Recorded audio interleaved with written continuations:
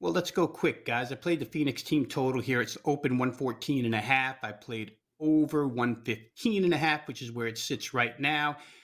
If you just look at last five game numbers, you're going to say, why are you playing that? Because the numbers make it look like it's a slow paced game with no scoring available. However, you got to sift through all these games, right, guys? I mean, the last five teams that Phoenix has played, they're all on the road.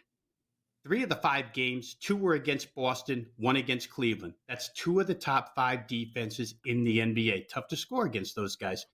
Still, the Suns managed 112 and 117 in a couple of those games. And then the fourth game was against Charlotte, who's the fifth slowest team in the NBA. And it was a road back to back. So you can almost excuse them for not getting over 115.5 in that game.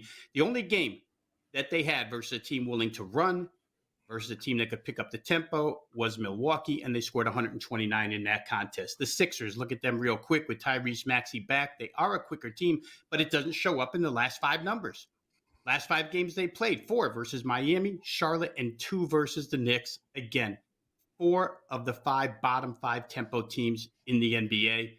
Makes sense that those games would be lower score. It makes their defense look better, makes their offense look lesser, makes them look like a slow-paced team. Matchups aren't good tonight. They might not have Tobias Harris, arguably their best defensive player on the front line.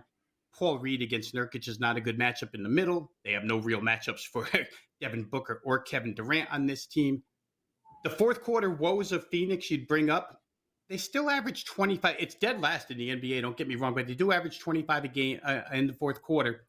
So if you get to 91 after three, you feel real Yep. comfortable. I don't think the fourth quarter will be a problem. We're going to play over 115.5 Phoenix team total. And what do you got going for the clients?